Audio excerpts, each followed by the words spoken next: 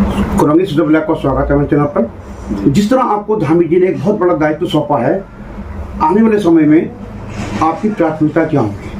देखिए, धामी जी इस प्रदेश के माननीय पुष्कर सिंह धामी जी इस प्रदेश के जनप्रिय, लोकप्रिय और सबके दिलों में, सबके हृदय में स्थान रखने वाले ऐसे मुख्यमंत्री जिनके नेतृत्व में पूरे प्रदेश के अंदर एक क्रांति आप चल रही है। आप ये देख रहे होंगे सारी योजनाएं, आप भू कानून से लेकर के नगर कानून से लेकर के और आपका युवाओं के लिए काम करना हो, महिलाओं के लिए क्षैतिज आरक्षण की बात हो है। अच्छा, दूसरा हम एक चीज़ देखते हैं, इस प्रदेश में बद्रीनाथ, केदारनाथ, ये 4 धाम है अपने को, गंगोत्री, यमुनोत्री।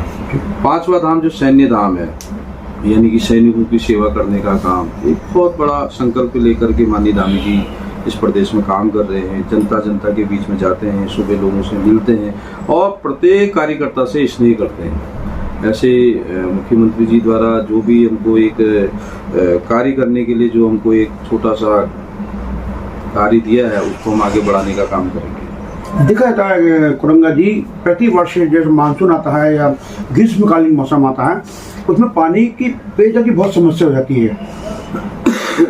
इसके और आप क्या कदम उठाएंगे? देखिए, अभी इस विभाग पे मैंने सचिवालय में अभी ज्वाइन किया था और मुख्यालय में जाकर के चीज़ों को देखा था। एक पूरे प्रदेश के अंदर पहाड़ों के जिले आपके अल्मोड़ा, पिथौरागढ़, बागेश्वर, चंपावत और इधर टिहरी, पौड़ी, उत्तरकाशी, इन सब जगहों में जहाँ जहाँ पर हमको जल स्रोत जहाँ पर सूख रहे हैं, उनके संरक्षण के लिए, जब पानी है तो जीवन है, माननीय प्रधानमंत्री जी के 9 संकल्पों में पहला संकल्प है पानी का संरक्षण, जल का संरक्षण। उस दिशा में हम काम करने का मौका मिला है, उसमें हम भरपूर काम करेंगे और वो उसको साबित भी करके देंगे। इस प्रदेश के अंदर एक नई जो चीज़ें निकल के आएंगी, क्योंकि जल ही जीवन है और उसको संरक्षित करना। आज जो ग्लोबल वार्मिंग है, आपका जो हिमालय के संरक्षण की जो बातें हो रही है, इसमें हम युद्ध स्तर पर काम करेंगे और माननीय हमारे इस प्रदेश के माननीय मुख्यमंत्री जी का भी संकल्प है, हम सबका संकल्प है। उनके निर्देश के आधार पर हम इसमें बहुत तेजी से साथ जनता को सामूहिक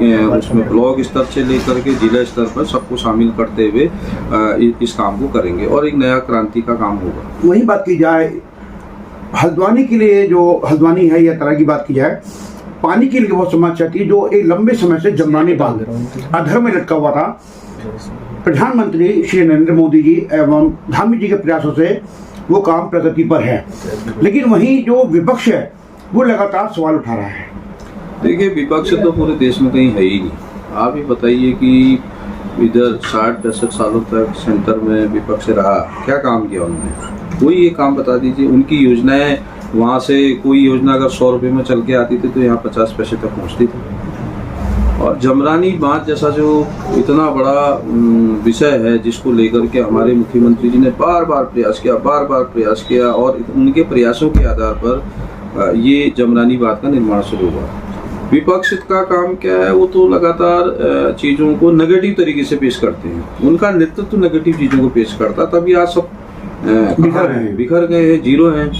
लेकिन फिर भी मेरी उनको सलाह है कि देश के विकास के लिए, प्रदेश के विकास के लिए सामूहिकता के साथ खड़ा रहना चाहिए। विचारों का ये एक, हम कह सकते हैं कि विचारों में प्रतिद्वंदिता हो सकती है और आप बेहतर माहौल देने के लिए, जनता हम सब की है, जनता के हित को काम करने के लिए कभी कभी आपको सरकार के साथ भी काम सहयोग करना चाहिए। एक अंतिम सवाल गंगा जी, जैसे हमारे यशस्वी प्रधानमंत्री लगातार नए फैसले लेते आ रहे हैं देश हित में, अभी वक्फ का जो बिल पास हुआ है उसको लेकर वक्फ काफी हावी हो रही है।